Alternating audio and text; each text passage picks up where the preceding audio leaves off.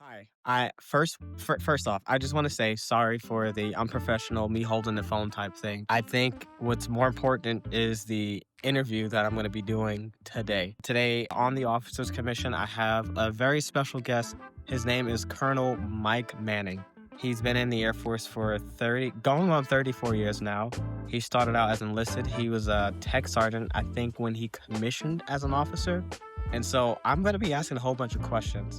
I met him a few years ago, and my introduction to him wasn't the most pleasant, I'll say. He was helping me put together my officer training school board package through the help of someone else who I hope to bring on the channel one day. And she reached out to him to get his advice, and he went over my stuff, and he was like, I really don't think I care if this person is an officer or not. But, that's neither here nor there. Eventually, he saw my promise. He saw the potential I had and being an officer, and today we are great friends. So I'm excited to have him on the program today. I'm going to ask him a whole bunch of questions. He's had a lot of positions in the Air Force. He is currently working at the Pentagon. So I'm going to ask if he's been read into the alien program and if he could tell us about the aliens. If not, I'll ask him some other stuff to just try to get a peek into his mind and get that colonel mindset, how they view the Air Force. So I'm super excited about this interview. I hope you are too. And so we're going to get into it in 5, 4, 3, 2, 1. So thank you so much for joining the Officers Commission today. Today with me I have Colonel Mike Manning. He is a good friend of mine, and I'm super excited to have him on the program. So we're just going to go ahead and get jumped into the interview. So let's go ahead and introduce Colonel Mike Manning. Colonel, how are you doing today, sir? Well, Quincy, thanks for letting me be part of this. I I, Privilege. I really appreciate it. We've known each other for a few years now. You've helped me out with some things, and uh, a part of you helping me out, it was my task to like kind of pay it forward and give back. So this is my way of continuing to do that. Um, so if you wouldn't mind just giving a little bit of introduction of yourself for the masses, and so we'll go ahead and get this thing started. Sure. Yeah. Good evening again, Quincy. Appreciate it. It's an absolute privilege to be here with you. I'm really proud of everything that you've done and the officer that you are. And so it's great to be here and be part of this. For the introduction wise, Mike Manning, I just celebrated my 33rd anniversary in the Air Force, active duty. I did 9 years enlisted, was with the security police when I came in, enlisted in 92. Security police, cross-trained into a financial analysis and budgeting job. And that's where I was able to finish my degree through the University of Maryland and get my commission through officer training school in 2001. The Air Force chose to make me an acquisition program manager. At the time, I had no idea what the heck it even was, but the Air Force makes decisions for us sometimes. It was an amazing opportunity to do some things I would have never experienced. But at the same time, also have been very, very privileged to spend a lot of time outside of my career field and a lot of time in ATC doing training and education. Got to support officer training school, got to be part of the Global College for PME. And right now, I'm actually assigned at the Pentagon doing Air Force Integrated Resilience, which ultimately is focusing on suicide prevention, sexual assault prevention and response, and post-vention. And it's an absolute privilege to be part of this as I start to move towards what has ultimately become the end of my career. And so it's great to be here. It's great to be able to share whatever experiences I have with you. Well, I definitely appreciate you being able to join the program. You've been active in helping, I'm sure, tons of people commission and get to their goal, and so that's the whole purpose of this.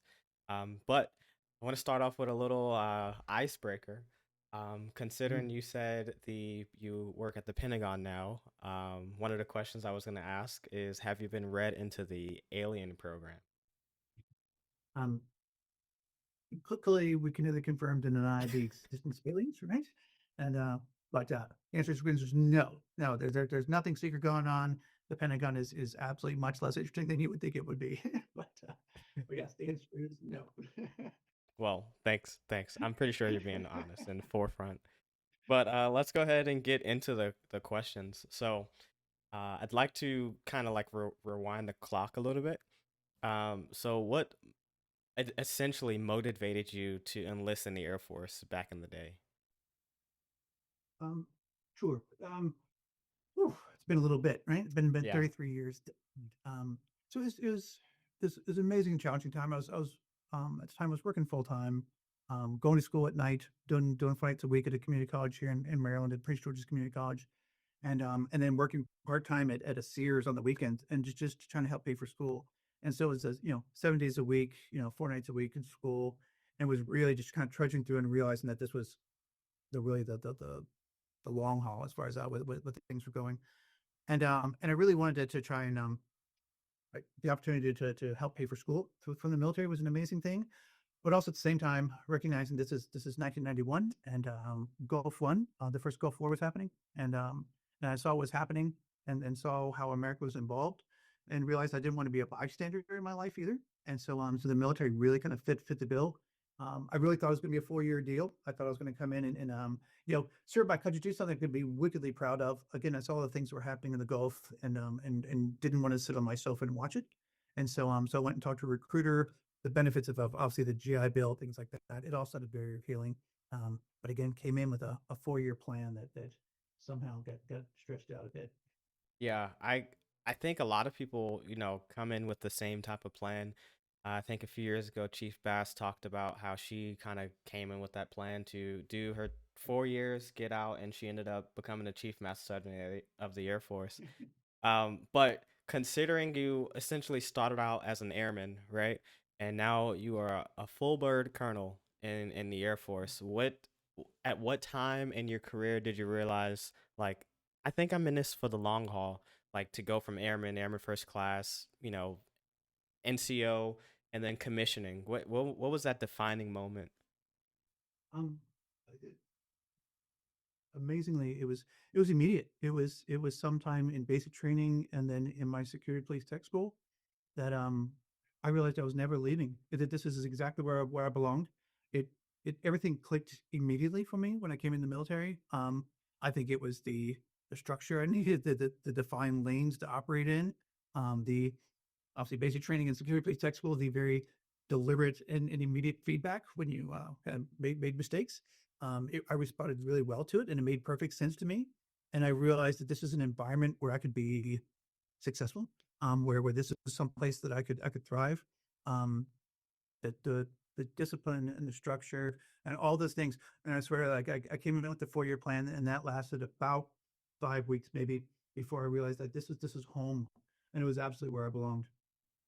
Oh, that's really inspiring. I kind of when I first joined, obviously I was enlisted first, and I joined, and I was in maintenance, and I was like, I am gonna do 20 years, and then, it's kind of like gone back and forth. I'm gonna do 20 years. I'm gonna do my first contract, or no, I want a commission. So it's like kind of gone back and forth, and I feel like a lot of people who are looking for the opportunity to commission, they're kind of dedicated themselves now because they're not only going from that enlisted structure, they're going to the officer world, and they're like, I think that's where you kind of commit, like, I'm in this for the long haul, whether that's for the next, 15 years, 20 years, or whatnot. But I think your explanation of how you decided, like, I'm in this for the long haul, I feel like a lot of people go through it. So So an interesting thing with that, a little kind of funny twist to think about it was when I was enlisted, I was in to be enlisted forever. That was the plan. And when I was a young airman, um, people would ask me how long I planned to stay in, and as a 1 year in the Air Force airman, I came up with this flat out answer that was I would tell people I was going to be in the Air Force for 33 years. And I was saying that from my first year in the Air Force. yeah, And people would say, "Oh, that's sweet, Airman. You're going to max out at 30." yeah. And I would flat out say no, because the Chief Master Sergeant of the Air Force gets extended by 3 years. And I knew that as an A1C, and I knew that that meant I could do 33 years in the Air Force when I became the Chief Master Sergeant of the Air Force. And flat out answer. And it became a very funny thing. Clearly, I got my commission in 2001 and realized I kind of derailed my plan about becoming the Chief Master Sergeant of the Air Force. However, I've now submitted my request to retire from the Air Force, and I will retire in my 33rd year in the Air Force. I was absolutely right as an airman. Yeah, I actually, it's a surprise to me. I've never heard you say that, being a chief master sergeant of the Air Force was something you wanted to do. Um, but 33 years is a really long time. Um, It's a very long I will time. say That's a that fact. for me, I don't know if I have the ambitions. I'll say that, and I'm sure a lot of people have the ambitions. Um, but to be able to say you've been in the Air Force, you've been in the military, you've been doing this for 33 years, going on 34, because this is your 33rd year, right? And by the time he retires, I think a few weeks shy of 34, I will be 10 days shy of my 10 34th days. anniversary. 10 So days shy. to have that commitment, I think it's very commendable, and it But shows I'd also tell you, it shows the heart yeah, that you have for the airmen and how you truly want to see them develop and shine. true. But I'd also say that something important, and I think this is, relevant to the discussion, is that for me, um, I I was ready to retire at 20. Yeah, Um, and then an opportunity came up that allowed me to do something amazing, exceptional. And so I stayed in for another assignment, but that was gonna be my last assignment. And then the opportunity came up for me to go command down in Biloxi. And so I absolutely took that. And these things keep happening. And the Air Force kept providing opportunities where I had the opportunity to keep doing something that I love doing. And so I kept saying, okay, one more assignment. Okay, one more assignment. All of a sudden, 13 years later, I'm still saying it. So yeah. it's all right. Well, that kind of like leads into the next question. So, when you were an airman or NCO, because you commissioned, I think, at the rank of tech sergeant, right? So, Yep. when you commissioned and you became an officer, what was the initial biggest culture shock that you had going from the enlisted side to then the officer side? I think each one of us have our own unique story, but I'm really interested to know what yours was. Um, I think from a culture shock standpoint, I think the biggest thing was I was a technical sergeant and I was an NCOYC of an office supervising airmen, and kind of being a very technical expert as a technical sergeant. Like really, I would speak directly to the commander about what was going on, and had the was really supervising and doing my thing as far as mentoring airmen. It was fantastic, and then became a second lieutenant and was starting from the bottom again, Yeah. and was absolutely humbling to like recognize that people didn't say, oh, maybe you used to be something else, or didn't ask you how long you had been in, and that wasn't a conversation. It was just oh great, second lieutenant, here's your, let's talk to you like you're a second lieutenant.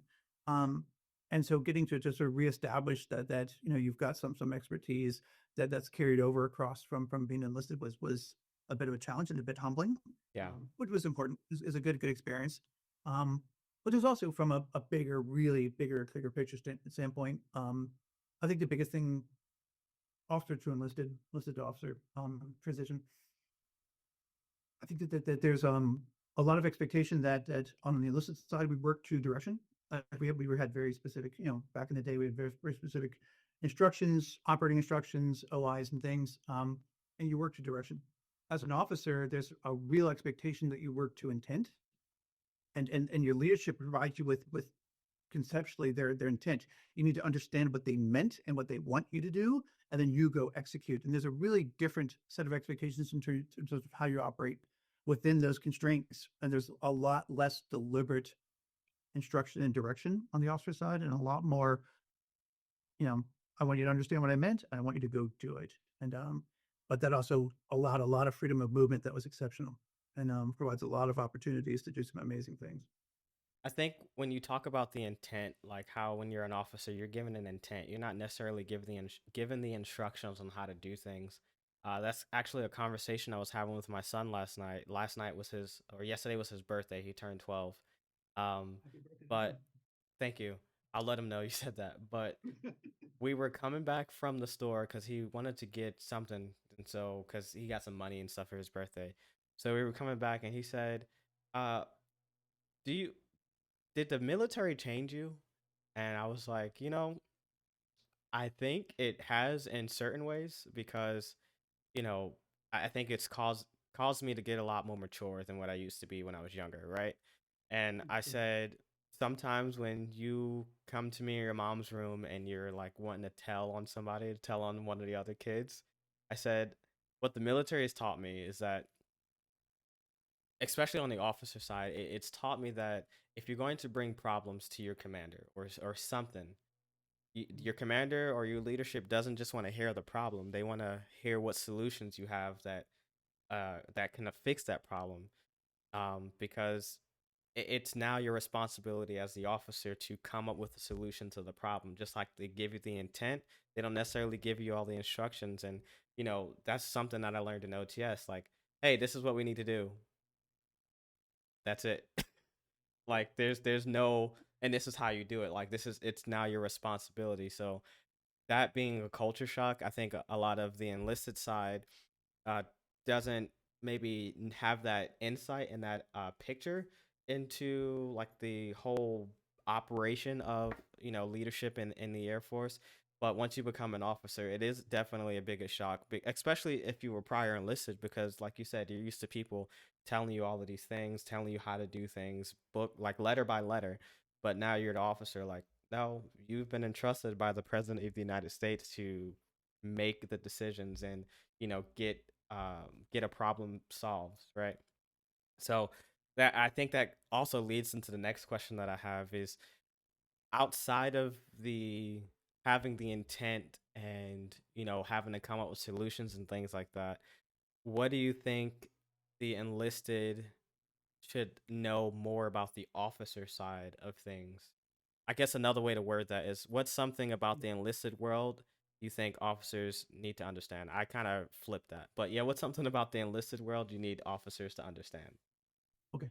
Um, yeah, I think mm, I think so easy things is that the enlisted corps is highly motivated and wickedly skilled at what they do. Um, very, very proficient. But what they want what I wanted as an airman, and I have a million examples of where I was kind of looking for it. Um, I wanted leadership. I wanted leadership. I don't want you to micromanage me. I don't want you to stand over my shoulder and tell me how to do my job as an enlisted member, because the enlisted members take a lot of pride in knowing their jobs, and that's the real that's the path for the enlisted corps, is to sort of hone that craft and become those technical experts at what they do, and they are amazingly proficient at it. But what they want, and what I wanted, even as a you know kind of highly motivated airman that was kind of willing to kind of run out and kind of do my thing, at the same time, I was craving leadership. I wanted someone to inspire me. I wanted someone to sort of motivate me and provide me with a vector and sort of a path that I'm running down, so that I could be proficient at what I did, so that I could do these great things. I know I kind of tie this up with a million stories, but a million stories need to wait well enough once, so we're going to get one. But I just tell the story all the time when I was down at Keesler with the students. Um, I started doing triathlons in Los Angeles, and a good friend of mine and I were doing our first open water triathlon at Venice Beach. And this guy was an amazing collegiate swimmer. Um, really, really proficient. Did all of his time in the pool, and was suddenly doing this open water swim. And he got out in the water. We got out, did our thing, and he's out swimming, and he's breathing right, and his strokes are great, and he's doing this great thing. He's swimming like a demon, doing great things. And suddenly, someone slapped him, like he felt someone hit him, and he jerked around, and there's this surfer guy on a paddleboard who's like, "Dude, race is that way." And what he realized was that he had spent all this time in a pool with lanes that were painted on the bottom of the pool, Yeah. and there's buoys on the side of the lane that when you're outside of your lane. But without that, he was working hard and doing all the right things, but going in completely the wrong direction. Yeah. And I genuinely believe that that's our role as officers, is to paint the lanes and to provide the buoys, so that our people can be in the water doing these amazing things, doing the thing and getting to the other side and swimming their hearts out, doing exactly what they know how to do, but we're providing the structure in which they do it.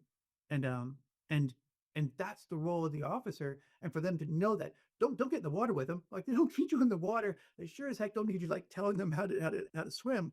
But they absolutely need to know the vector. They need to know the path.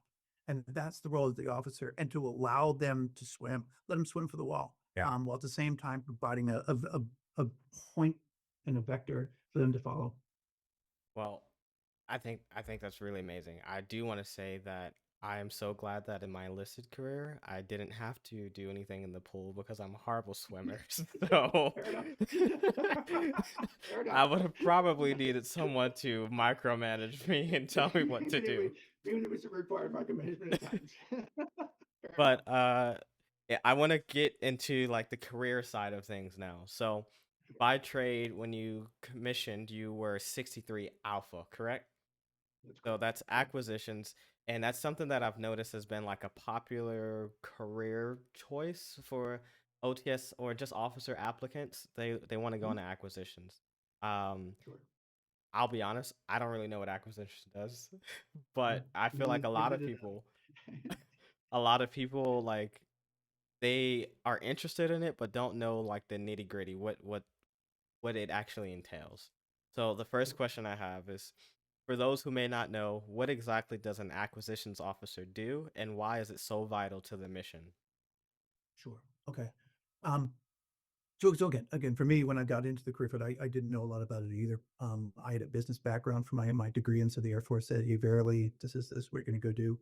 Um, but it just broadly, the biggest thing is that the Air Force is developing major programs. We're developing software and hardware, doing aircraft, spacecraft, Space Force, and the program manager, acquisition program manager 6-3 is a program manager, and you're providing government oversight of what ultimately is that development work.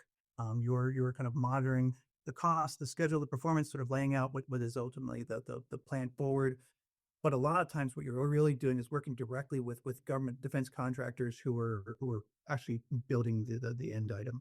Um, it's an amazing opportunity. It's an incredible career field from a standpoint that you will drop into different programs and different things. My primary background is all in space. At the time, the Air Force, obviously, Space Force still part of the Air Force, and so all my acquisition program management time was in the space arena. And suddenly, I'm a prior cop, um, budget guy, suddenly like sitting out in Los Angeles, like overseeing people building satellites, and it was incredible to be part of that. Something I would just never have even imagined that I was part of. But also because these are major programs and they take years to sort of build, an assignment can kind of take you into, like, I've been in programs where we're in the front end of it. We're really kind of coming up with concepts and working with contractors and some very, very smart people to develop a concept of how we're even going to kind of approach this problem for the Air Force. Whereas it could also be into a program where you're providing building, where you're actually bending metal, bending steel, kind of like building something. But at the same time, from a space standpoint, you could be building it and never see it launched because your assignment is so short that you're in the build phase and never see it launched. Or you might be picking it up on the back end where you're in some sustainment side, where you really are, like, from an aircraft standpoint. So you're well aware of this side of the house. Is all the real work is on the back end of it, and we'll have aircraft that are in our inventory for decades, and that sustainment and things is all being done by program management people working with the contractors and working with the end users to understand what needs to be done, what sort of upgrades and things need to be put into place, and how do we do that over the long haul. And all those things are being done with involvement from some program manager who's getting to oversee that development. Okay. When you first started talking, you talked about spacecraft. You've been talking about space. That leads me Indeed. back to the first question. Yes. Did you work with the aliens? Again, where you are in the program, I was pre-alien in Oh, my development. pre-alien, pre-alien. Okay. Well, you did talk about like the space and the satellite systems like you kind of worked on. Would you say that was probably the most high impact program that you had the opportunity to work on in acquisitions, or was there one that was more impactful that you had the opportunity to just have your hand in the part in playing? um, I, I've been very lucky, and I've worked in just some really interesting programs that ultimately all have a pretty significant impact. My preference assignment was in military satellite communications systems. So what is ultimately NOSATCOM, satellite development, and comes to just again just doing satellite work for his communication systems that are now in place and operating and being fielded and providing secure communications around the world. And that's pretty amazing Yeah. from a standpoint. Um, Also from a small world standpoint, I was a first lieutenant working in MilSatcom, working directly with one of the program managers, who at the time we would have called Dr. Troy Mink, who is now Secretary of the Air Force, Troy Mink. And he was doing extraordinary things for a transformational satellite system out there in Los Angeles with us, and had the opportunity to work directly with him out there. And that was so amazing now to kind of see him come obviously all the way to the top of the Air Force as a secretary. Yeah. Um, I also got to work in programs where we worked in direct partnerships with the intelligence community. I was stationed at the National Reconnaissance Office and got to do some amazing things out there in how the Air Force and now the Space Force directly supports intelligence systems and intelligence agencies. And we have to do some things out there that were just amazing. But I think one of the kind of I guess the neatest things, one of the smallest things, and the neatest thing was when I was at the Pentagon as a program element monitor. We called them PEMs. We just sort of overseeing from the headquarters standpoint programs, and got to be part of a space test program where they would test small systems, and then we were working with the program office to find kind of rides for them with bigger satellites that were going to be launched, and then we would find opportunities to put these small test satellites. And so we had people at university levels and people from the Air Force Academy and everything else who were developing small tests that we were able to enable them to get to space and actually test them by actually launching things into space for them.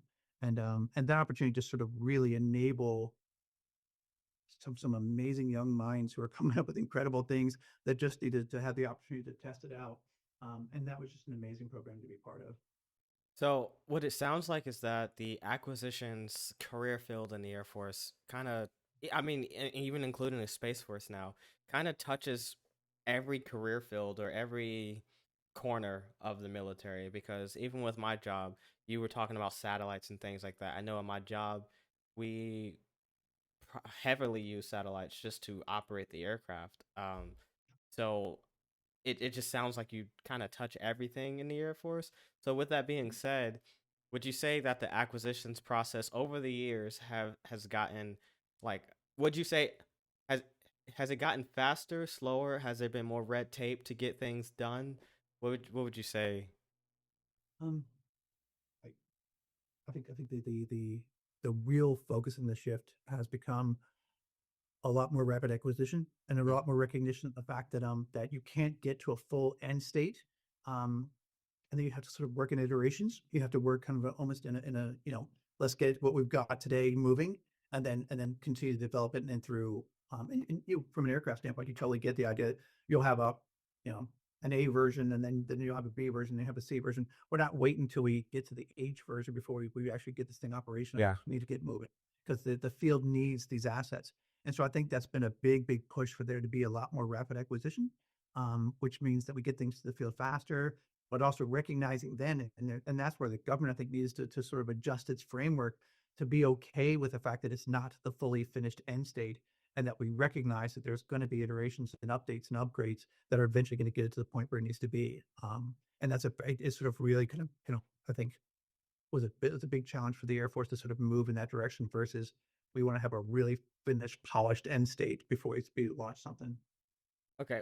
With that being said, so during my time in the Air Force, it's going on 11 years now. I've had the I would say opportunity and unfortunate privilege to see two aircraft be divested.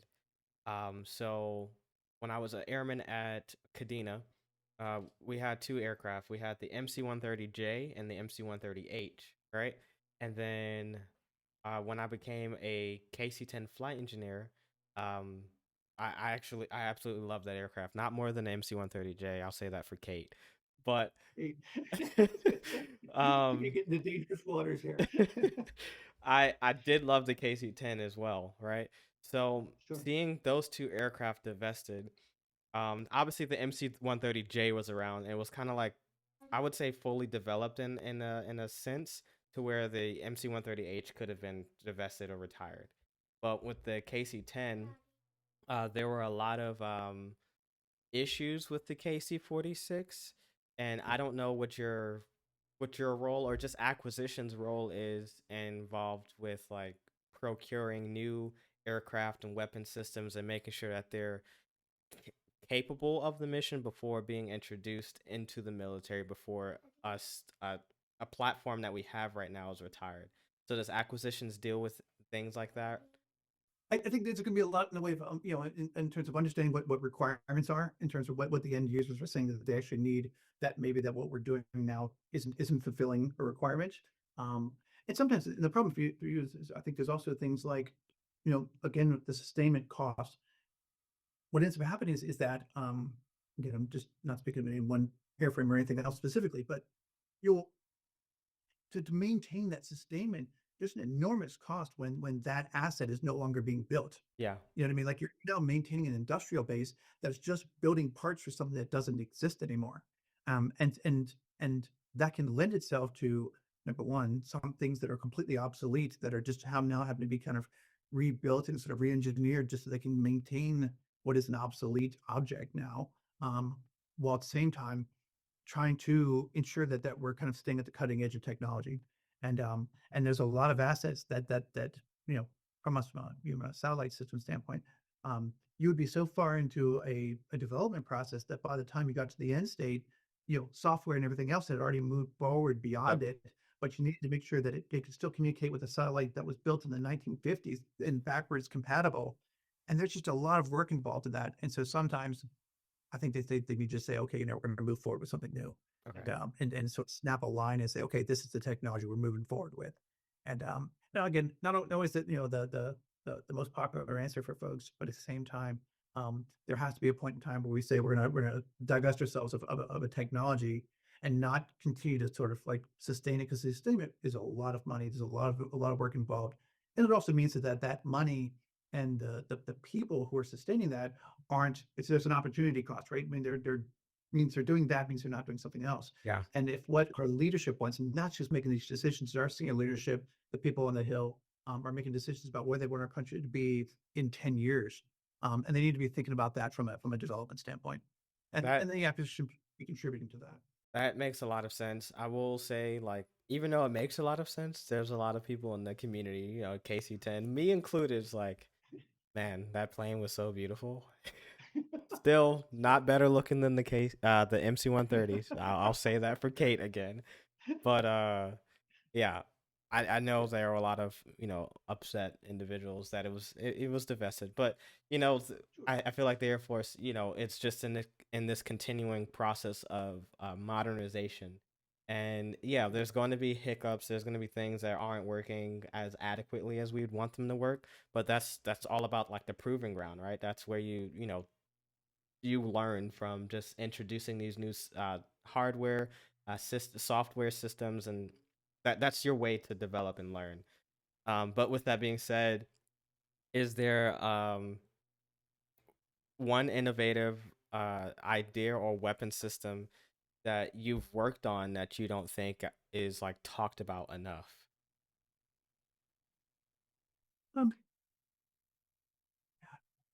sure how to answer that.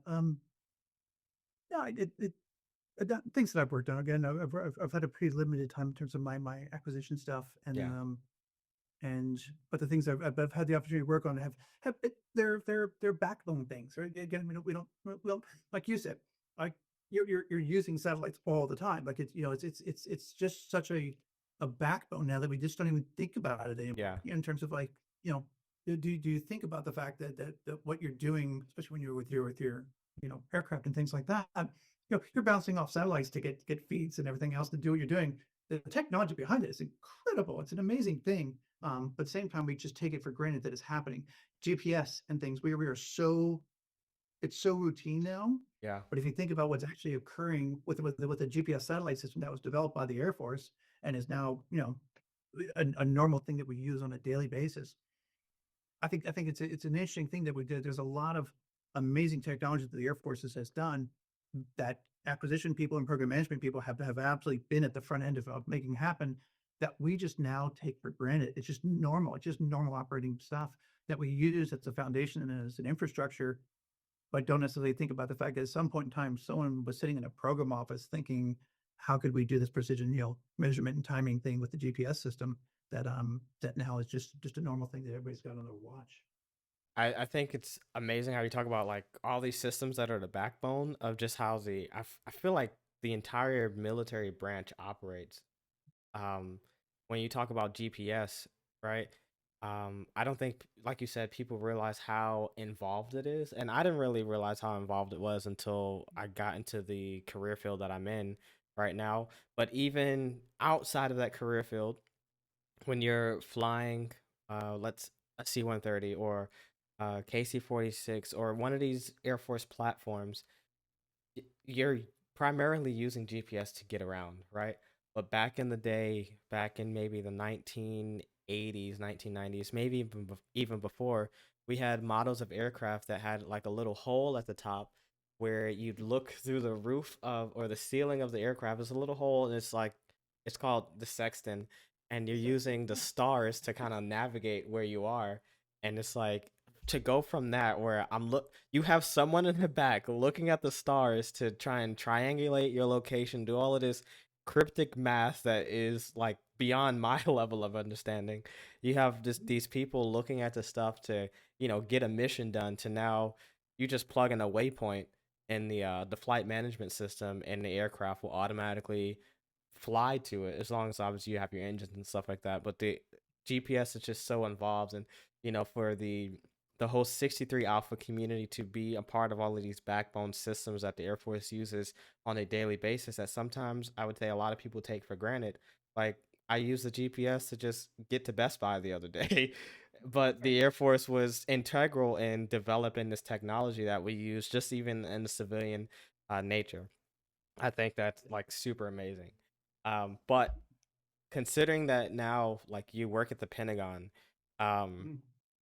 what I've obviously through you had the privilege of touring, and just you gave me the keys and you was like, go walk, just walk around the Pentagon, and I'm walking around the entire building for I don't know how long. But for you, like, what's it like behind the walls for you? Like, obviously no classified answers, but what's it like? What's it like for you? It's a couple things to this, and you know this could be we talked at length about this. So number one, I love the building. I love the Pentagon as a building, as a piece of history, and I'm privileged and feel it to work in the building. Like I genuinely, and I think when we did the building, we will walk around a little bit. I probably talked about I look at the marble stairs and things, and I think about, you know, Captain Colin Powell walking up those same steps at some Yeah. point, right? That Major Norman Schwarzkopf was like trotting a staff package up to his boss at some point, on the steps. And I see the worn marble steps in the Pentagon, and I think about that all the time. And so I love that part of it. I love the history of the building, and so that part of it is great. Um, the other side of it is and again, I got to make sure that you are kind of clearly aware of how exciting it is to be in '06 in the Pentagon. I got my 4x4 cube, kind of thing where my desk is, and I'm elbow to elbow with our great execs and captains, who are just killing it as execs and doing their thing. But it's a reminder that like at all levels, we're just action officers getting the job done. Yeah. And in that way, it's a little bit humbling. In the fact that as an '06, you're just there getting the job done, you're getting the work done. Um, some '06 is running out, grabbing somebody's coffee and getting it done. Um, but it's also amazing because there's just wickedly, wickedly smart people who are in the building doing great things and happen and have just been there grinding it out, kind of doing things at the headquarters level that ultimately affects the entire Air Force. And so being at that point of where you know that what you're doing is impacting the entire Air Force is amazing. It opens your aperture in a way that nothing else will. And so that part of the building is always I've always loved that part of it. Um, I always loved as a young lieutenant, I always used to volunteer to come out to the Pentagon and support the offices out there when I had the opportunity. And it was always amazing to me because when you're at the base level, oh God, if you're at the flight level, your flight is the world. Like that's everything to you. And then maybe your squadron is and you recognize that there's another base around you, but your squadron is everything. Yeah. And then, and your world is operates within your wing.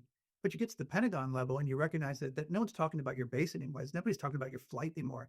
We're talking about airmen at large, like all the whole civilian workforce at large. We're talking about all the airmen, all the guardians, and we're talking about it as a broad understanding of how they all kind of fit into the totality that is the Air Force. And that's amazing. And that's a neat thing. And it really helps you then when you go back to the field and back to the operational level to understand like how what you're doing ultimately affects everything in the Air Force, because it does. I First off, again, I want to say thank you for, extending the opportunity to me to just tour the Pentagon and just, walk around and just because when I was walking around, I was reading all of these things on the wall. Like they have all of these pictures and, people, and they have like kind of like a miniature story about who these people are, what's been done certain years. And to just appreciate being in that building, it's amazing. Um, Walking from one side of or the one side of the shape of the Pentagon to the other side, and I think being able to, I think it's 7 minutes, right? 7 minutes door to door, 7 minutes anywhere in the building. door to door That's from it. the bottom floor all the way to the top left side, whatever. You can walk in 7 minutes. I think Yes. that day when I was walking, I got maybe 8,000 steps in. I was like, wow, I've been walking for a long time. But just to be able to appreciate it. But when you talk about, you being an '06 and you in this like 4x4 cubicle with a captain exec right next to you, right behind you, I think a lot of the I would say the enlisted force and even the lower kind of like officer corps, uh, when you're on a base, you think like, oh my gosh, the wing king, the wing commander, like I don't want to talk to him, I don't want to talk to her because like they're just so intimidating. But having the opportunity to go into that building, I feel like it's kind of humanized these higher ranking individuals to where like, no, I can have a simple conversation with you. I don't have to be afraid Yeah. of the rank. Like, yes, always respect it and know your line and know not to cross it, but you're you're really just a human being. Like we can sit down, we can have a I don't know, coffee, tea, or just lunch together and just have like a one-on-one conversation and not me feel like I have to tell you what I think you want to hear, but like just no, be real, be authentic. And I think that's what a lot of the lower side of the military, uh, or the Air Force, I'll say, they don't. They're just so intimidated. Sure. Even Yeah. my squadron commander, I was in his office the other day, and obviously I asked to go in, but I just walked in there. I was talking to him like, "Hey, what's going on?" And he was giving me taskers and things like that. But it's very a humanized relationship just because of that insight that I have, as opposed to someone else who hasn't really had the opportunity to talk to the higher ranking individuals. They may be like, "Oh, I need to stand at attention right now and I can't move." But no, Right. like I think working at the not working. I've never worked there, obviously, but being there and seeing like, hey, we're all in this fight together. We're all here to do this mission together. And yes, there's rank involved, but like, talk to me as a human being. I think that's super important. Huge. And and that. So it was interesting when I got to go as the mayor of Tent City during an exercise that I was on a couple years back, and I spent a lot of time I had junior enlisted folks who were the helping me run Tent City, and I had to get up in the morning and kind of spend time with the airmen as we were going to get ready to whatever was going on for the day. And I was talking to one of the for A1Cs maybe, and and he said that it was funny because I got a little coffee maker. I bought a coffee maker at the BX. I could come over and like make coffee. We'd all like hang out in the morning. We were like hanging out, and the airman said that he had never talked to an officer before. I was like, what the hell are you talking about? Like, what do you mean you're trying to talk to an officer? And he's like, well, I've said good morning to my commander. I said yes or no, sir, when they've asked me a question, but I've never like just sat down and talked to an officer Yeah. and some live. I'm like you got to know, take this back with you when you go back. But like, this is the best part of my day. Like this is what I want. I appreciate I appreciate I've been in for 33 years. I appreciate rank, I appreciate structure, I appreciate all these things. But at the same time, connecting with human beings Yeah. is the best thing we can do. And ultimately, from a mission standpoint, that is it's critical that we be able to reach people at that level. Yeah. I think it's super amazing. Especially the word connectedness, because I think that's what lets us continue to move forward, us being connected, right? But I want to move into the next few questions. Sure. So what's the most important leadership lesson you've learned? And you're saying 33 years. I'm just gonna say 34 because if you're gonna be 10 days shy, let's just say 34. It'll be 34 when it's done, right? Um, I think the biggest thing that I can, as far as what I've learned, I guess, but was taught to me in a fabulous fashion. Um, from an example standpoint, my flight commander, my instructor at officer training school was then Captain Penny Locke, now retired Lieutenant Colonel Penny Locke. And she told me that it's not about me, right? That Yeah. leadership isn't about me. It has nothing to do with me. That leadership is about how I can affect other people. And and fabulous moment, when you went through officer training school, so you can kind of get this. We were wearing BDUs back in the day, and so I was part of security police, and so we were black boots uniforms, and I was like sharp creases, highly shined boots. I was like ready to go, and and and we had our first open ring, of kind of inspection, and then our flight commander, Captain Penny Locke, was walking along, and I'm looking great. I'm looking amazing. I mean, I had kiwi and cotton ball, my boots like a crazy person, a whole bit. And and Captain Locke looked at me with what can only be described as open disgust in her eyes. And she looked me up and down and she said, am I supposed to be impressed by this? And I was like, holy crap. And I was like, first I was like, yes, because I look like this. I would that was kind of the goal. And she looked at me and she said, and she looked down at the person next to me and said, why aren't her boots as shiny as yours? Yeah. And in my head, I'm like, because she don't know how to shine boots, right? I don't know. And she's like, why isn't his uniform creased like yours? And I'm like, because the guy doesn't know how to use iron. I don't know. Like, I don't know. I did my thing. I took care of myself, right? I'm square. Yeah. And she said, when everyone else in the room looks as good as you do, I'll know that you were part of that. You don't have to impress me, right? By showing me how great you are, Yeah. right? Impress me by showing how great you can make other people, and then we'll talk about you being an officer in the United States Air Force, right? Yeah. And it was so profound. It was such a big deal. It's not about you. It's never about you.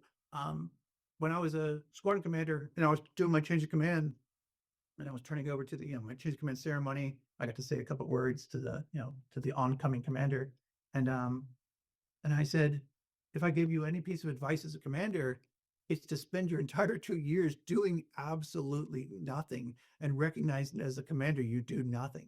You do nothing. You enable the amazing work of for me, 250 folks in the training support squadron down at Keesler. I had incredible people who were doing amazing things, and my job was to enable that work. I didn't do it. I sure as heck was never going and bending steel. I was not like him going out, kind of like doing the job for the MTLs or anything else. Yeah. But what I absolutely could do was move things out of the way for them so that they could do the job. I could absolutely ensure that they had the things that they needed to do the job. And then that was what would make me a successful commander. It's not the things that I did, it's the things that I enabled or facilitated and supported in the amazing work being done by other people. And if you can recognize that from a leadership standpoint, that it's not about you and it's never about you, and it's about what you bring to other people, then all of a sudden you can be successful as a leader. You never will be if you don't figure that part out. And I think that's what I really appreciate about the intentional and the transformational leadership. You can obviously have transactional leadership, but I truly love like the intentional part of it because it's your whole as a leader. I think it's your whole responsibility to ensure that the people around you are being are being represented first off, and then also reaching the highest heights of success, because at the end of the day, I'll say for me, I'm not going to talk for everyone else, but I get fulfillment in seeing other people that I've kind of like helped, get to that next level, because like it brings them joy and it's going to bring me a sense of joy. And that's not always the view that I had in my time in the military. And I would say at least for the last 3.5, maybe 4 years, I've kind of shaped this view has been shaped, and I feel like you have had a very integral part in building that foundation to me, and by charging me like, hey, just pay it forward, and like you always say, like I took it and ran with it.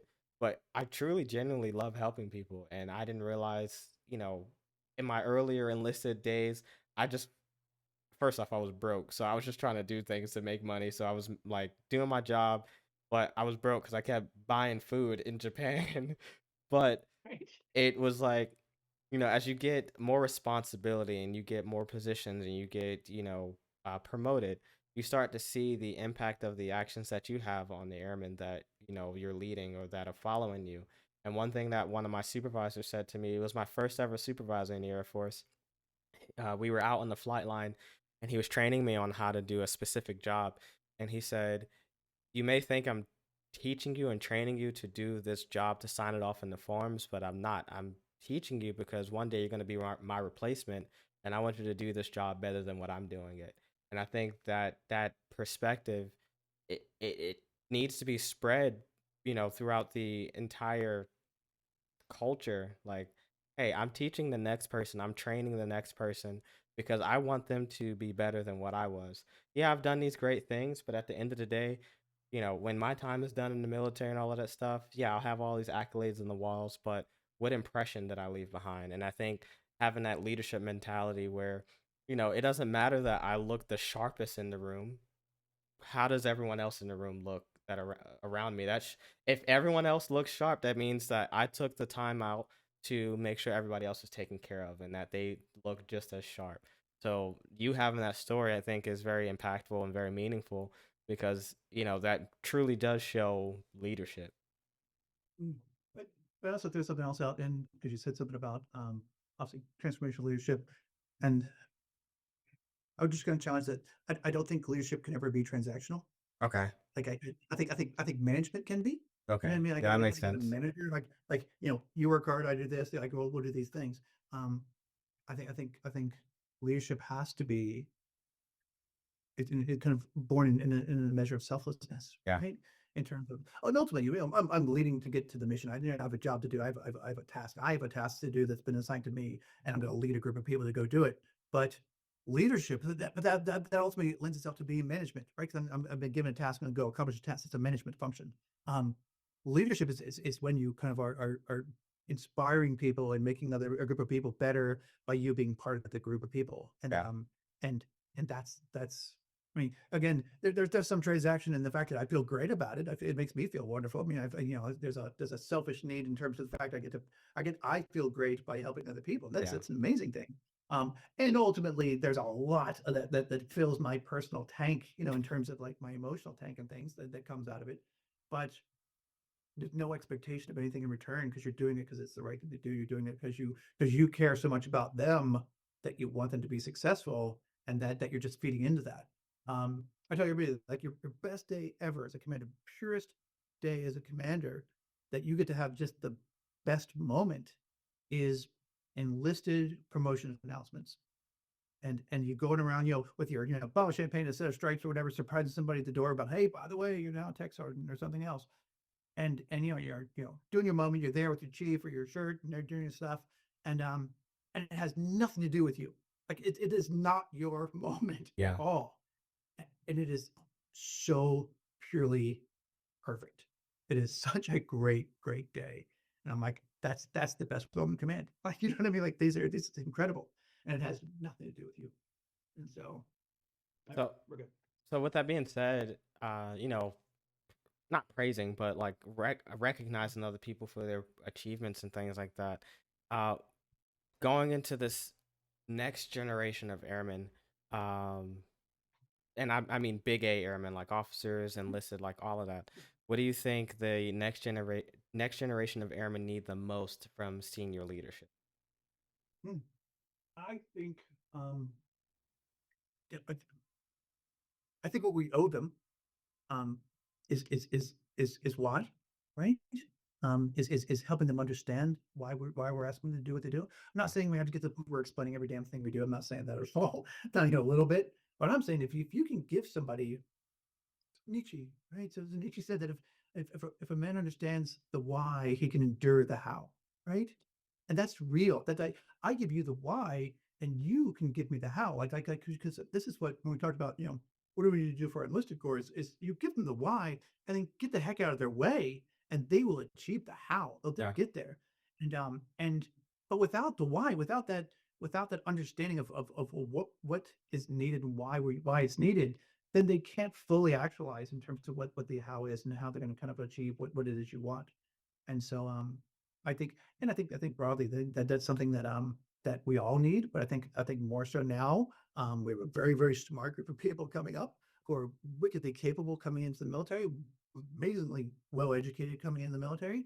And if we just let them know why we need something and then get the heck out of their way, they'll blow our minds with the amazing things they come up with.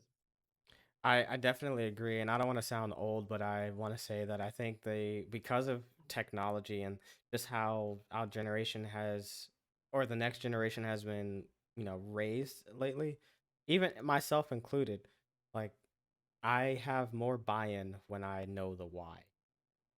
Because if I don't know why I'm doing something, I'm gonna be like, all right, you told me to do this. I'm in the military. I have to do it. This is my job, or I'm going to go to jail. But like, if I know the why, like, I'm going to be enthused about doing X, Y, and Z. And with that being said, and like we're talking about letting the objective or the reason being known, do you think that over the course of the last few years that has been communicated, not even just by like the highest levels, but like even in the low level squadrons, do you see that the change is being made to where like leadership is letting their airmen know why we're doing this, why we're calling you in on weekend duty to, I don't know, do something arbitrary like closing the hangar doors that could have been open until Monday when people came into work. Right? I'm not sure about the hangar doors, but I don't know. I guess my hope that we are. I mean, Okay.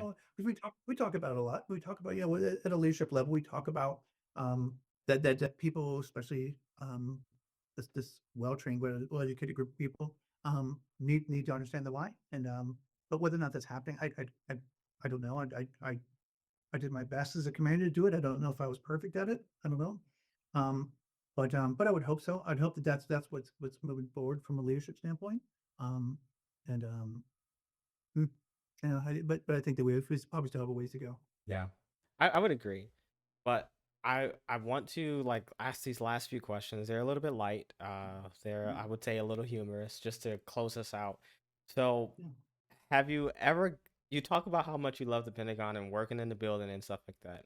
Have you ever Yeah. gotten lost in the building? Please just be honest. Have you gotten Sure. lost? Oh no, absolutely. But I will give a bit of a disclaimer on so years ago, early 2000s. Mm, it, yeah. So interesting. It ties into to 9/11 and things. But there's a lot of construction that was going on in the building, a lot of construction, and there would be hallways that would just stop halfway through, and you get sort of fake hallways where there'd just be plywood and sort of set up and sort of redirect you and stuff. And yes, I would get lost all the time. It happened all the time. But within the building itself, and I guess that we did our little walk around. When you kind of understand the logic of the building, Yeah. you can kind of find your way around relatively easily. But no, I've absolutely spent some time wandering the building when I got there, for sure. When I was there, I purposely got myself lost and then I just found the arrows and then just kept following them and it eventually led me back to your office. You eventually and you figured it out, right? Yeah. That's the beauty of it. And if nothing else, you can ask somebody and they'll help you get where you need to be. Yeah. So, being that you've been in for almost 34 years, Ooh. is there a uniform combination that you secretly think looked the best, even if it's long gone? um, yes. Yes, many times over. So I am, and I know they'll go the worst dancer on the planet, but I miss pressing BDUs. I miss shining black boots. I took a lot of pride and love in putting some Kiwi and cotton balls. Kiwi cotton balls and a lot of love is what I would say what happens back Okay. there. And I miss that. Um, for sure. I also, and I know kind of, we've been talking about this a lot in the building lately. But I'm a big fan that we need to get back in our blues, and it's like the most hated answer on the planet. But I love being in the blues. I love wearing our blues, and if it was up to me, we would show up for work in service dress every day. Like Oh my God. I want to go. I want to go old school. I want to go old school. And I love. But the thing is, I love. It's so. I'll give you some context in this. So number one, I love looking like I'm in the Air Force. I love looking like I'm in the Air Force, and nothing does that more than your service dress, right? Yeah. So I love that part of it. Um, so that's another part of me that like, and I get it. I get it. OCPs are comfortable. You know, your flight suit's comfortable. It's great. I, I comfort is it's like the last damn thing that's in my mind when I talk about what I think we're supposed to be doing with uniforms. Um, but also, I think it's a funny thing because we went to our OCPs and obviously utility uniforms when we went to war. Like you know when you said we were in time of war, so we should all be. And I think it's a funny thing. Like I've been in the Air Force again. We're saying almost 34 years, and I've been able to do a lot of great, amazing things. And at no point in time did I ever forget that I was in the military. And at no point in time did I ever forget that we're in a state of combat, that there's people who are putting themselves in harm's way. And me being my OCPs does nothing to remind me of that. I'm in the military. I wake up in whatever PJs I slept in. I'm still an airman, and I Yeah. still know exactly who I am when I get out of bed. And I don't. And if it's an external thing, I think this is the things I think people make decisions who are external to the process. We talk about, and I appreciate the senior leadership are talking about warrior ethos and wanting to instill these things. We've got people who've been boots on the ground, you know, butts in the air, doing the job for decades, who understand warrior ethos as well as anybody in the world. Yeah. And and and I don't need you to tell me that I need to be in an OCP to know that, right? But that's not what makes us warriors.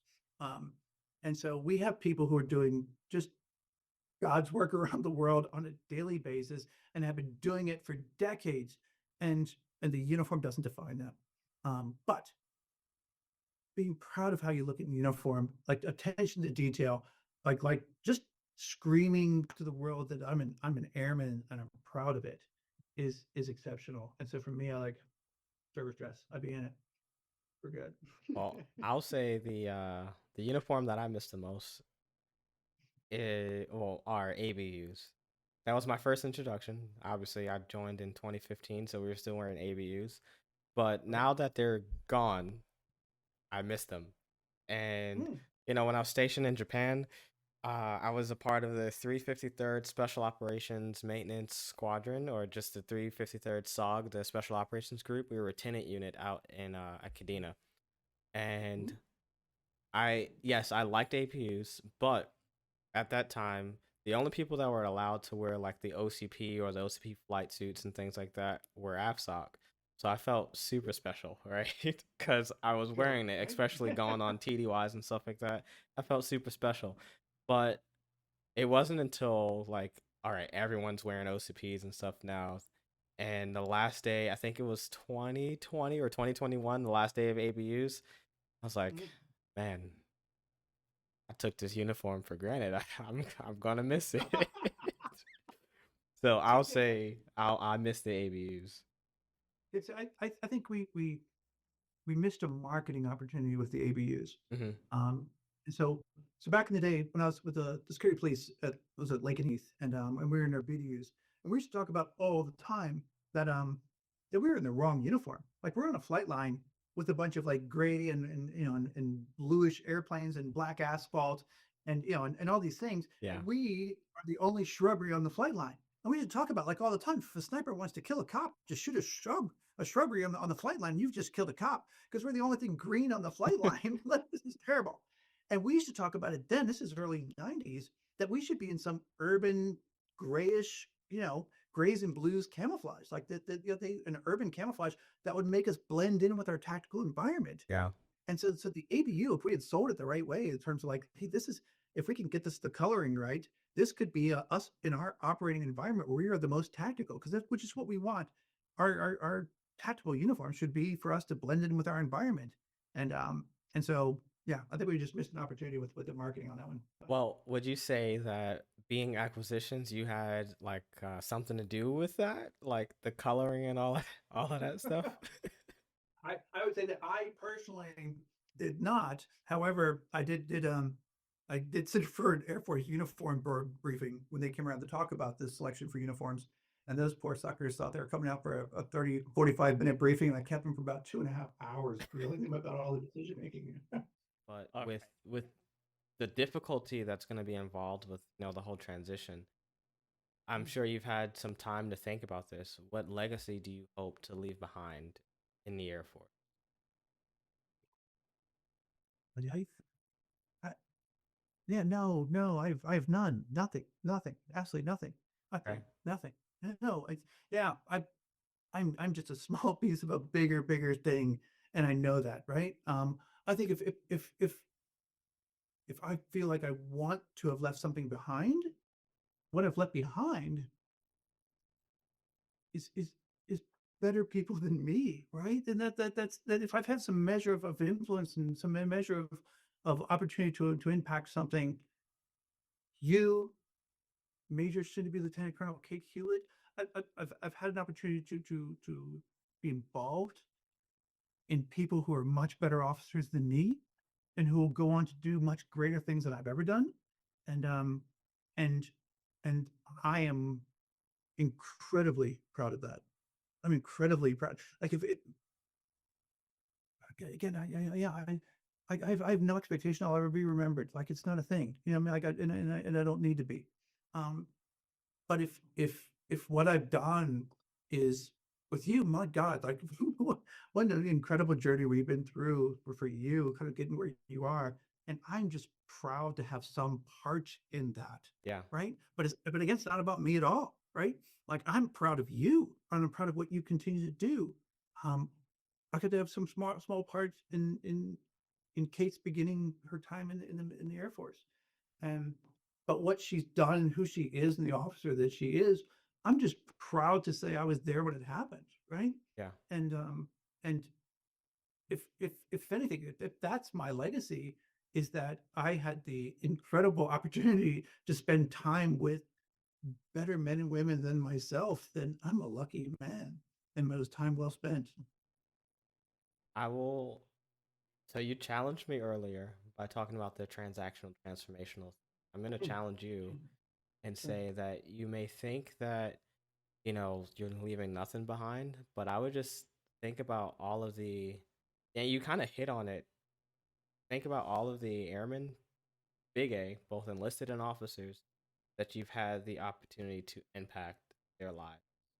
Um, whether that were airmen in your squadron that you were the commander of, or when you were the vice commandant of global PME at Maxwell, or even an OTS instructor.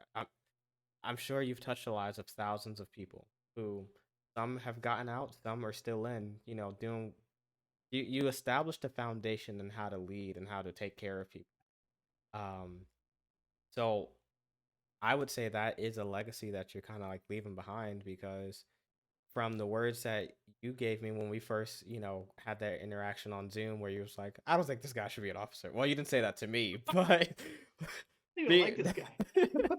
that story being told to me, like, I don't care if he's an officer or not. Like, just having that, that brashness and that, authenticity, it just showed like, hey, you care about people and you want them to succeed, and like, but you you push them to become the best version of themselves, because when I first had my OTS package, the way you read it, it's like, I don't care, but when you talk to me, it kind of helped me change how I'm portraying myself, and that essentially caused me to, it planted the seed to become a different person, and it established a foundation to really be genuine and not like say what I thought people wanted me to say. So if I would say, if you were leaving a legacy, Because just to, from a clarity standpoint, that was what was important was you wrote a package based on what you thought people wanted to hear. yeah,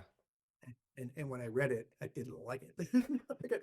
I didn't like whoever the heck this person was because you didn't because and again the attempt was there, it was great, but what I wanted was you. yeah, And when we met and we talked, I was all in. By the end of the talk, by the end of getting actually to know you, I'm all in, and I was bought in for whatever the heck we needed to do to make you an officer. Um, and that was what the key was getting you to put who you were on paper yeah, and not who you thought you wanted people to hear. So yeah, that was what it took, was just knowing you, not knowing what was on a piece of paper, because I yeah. didn't like that guy. Well, I will say that you definitely push people to be the best version of themselves. So that would be a legacy that I think being left behind. And the amount of people you've touched, I know the void. I know there's not going to be a void because of the impact that you've had in people's lives. I'll just say. So, last thing, any final words for someone just starting their journey in the Air Force today, enlisted officer, just advice, final words. Sure. Final words. Number one is come in and recognize you're part of something bigger than yourself, and be excited about that. Be amazed at the opportunity to contribute to something bigger, and that it's not about you. It's never about you, and don't make it about you. And when you kind of like release that side of you in terms of like the need to sort of feed your own thing, Yeah. and be part of something bigger, it will be, again, for me, again, I think it's been the best. I wouldn't change a thing in the past over 33 years. Like I've been fortunate and lucky and it's been a gift to be part of this and just to serve with the best people on the planet. And if you can start that and recognize that and make that your focus from the first time you walk in, you'll move mountains. It'd be amazing. Well, that's all the questions that I had. I hope that, this interview I kind of shed some light on just the 63 Alpha career field and then just you as a person and just given that perspective and opened the aperture of, anyone watching this, like what higher leadership actually thinks or how they may look at just the Air Force in general. Because I think even myself, not having that experience or being exposed to just different ways of thinking, I think it causes you to kind of close your mind or be closed minded.